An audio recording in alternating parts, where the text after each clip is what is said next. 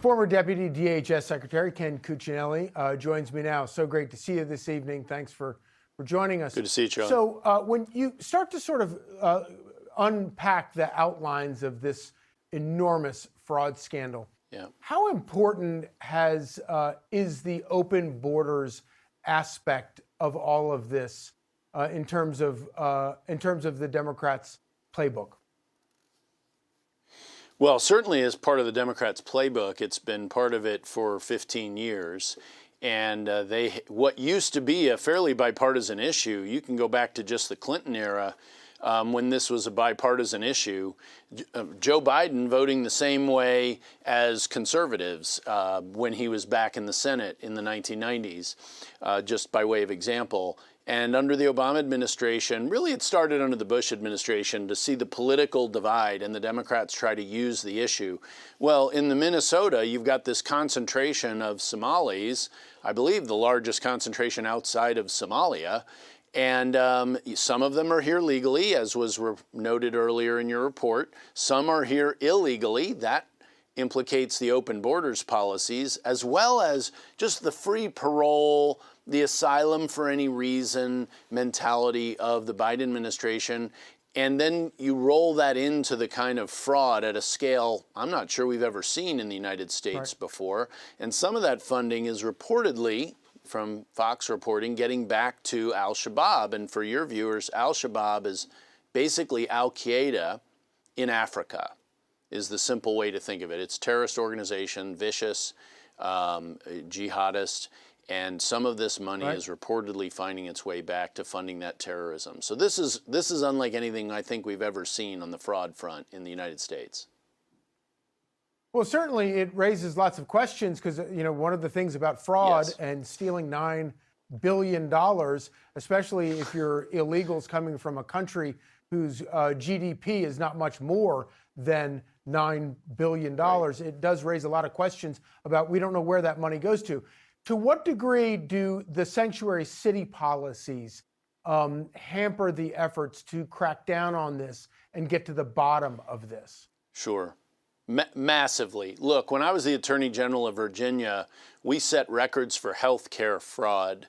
And some of what we're looking at, you did child care, there was a focus there, but this is spreading across several areas in Minnesota, and it's all run out of the same agency. And their Attorney General, Keith Ellison, was covering for people. We know Minnesota Governor Walz was, let's just say, being unaggressive about policing and prosecuting this fraud. And when you've got those kind of sanctuary mentalities and policies in place, you make excuses and you cover up instead of uncovering and prosecuting, which is how you protect the American taxpayers and the American people.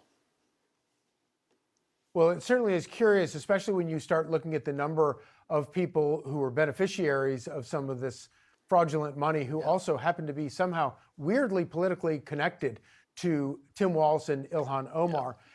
You know, you're a smart political watcher as well.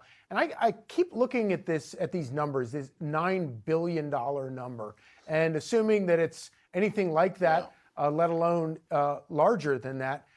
I also kind of think about it in terms of inflation. So not only did taxpayers, American taxpayers, get fleeced of that money and did it get stolen from them, but it also amounts to monstrous inflation that every single American is struggling under right now. Yeah, there's no question. I mean, this is just part of it.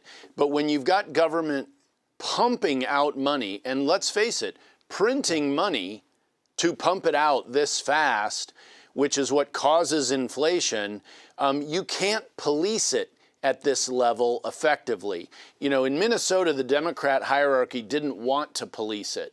And at the federal level, they were unable to for many years. It's taken the kind of aggressiveness that only a President Trump brings to the table to finally start cracking down on this, but it's been going on for many, many years. And, you know, until we shrink government truly, it's going to be hard to police large-scale fraud like this on the front end, which is what American taxpayers deserve, is cutting this off before it gets going, not trying to recapture a bunch of money that's found its way back to Somalia, which will, of course, never recover. Right.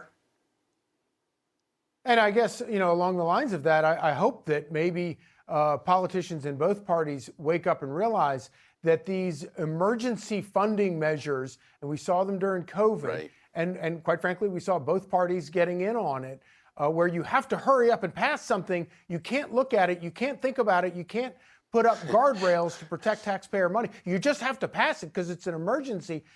That's one of the ways we want that, and flat out corruption is how we wind up in a situation like this. Right. We're going to be quoting Nancy Pelosi long after she's gone for the "you have to vote on it to find out what's in it" mentality. But her quote perfectly fits your description, Charlie, and I agree with you 100%. Until you're vetting this on the front end, and again, you can't do that if you have 72 hours to decide to vote if you're in Congress, and you also can't do it if you're spending money at the scale and level on a bipartisan basis that Washington is spending money at. And until that shrinks and they start parsing this on the front end, which they'll be able to do once it's much smaller, we're going to see more of this. Though I'm not sure we'll ever see quite the mix of immigration, healthcare fraud with an enormous immigration, specific community like the Somalis together again in this combination ever again. I hope not. But it's also why you have DHS doing its own investigations, not just HHS and the FBI. There's an awful lot of agencies who have jurisdiction over various aspects of the law breaking that Minnesota has allowed to go on for so long. Yeah. Well, I sure do hope that and I know you join me in this, I sure do hope we see a lot of people go to jail for a long time for what's going on out there. I do too. Ken Cuccinelli. Click here to subscribe to the Fox News YouTube page to catch our hottest interviews and most compelling analysis. You won't get it anywhere else.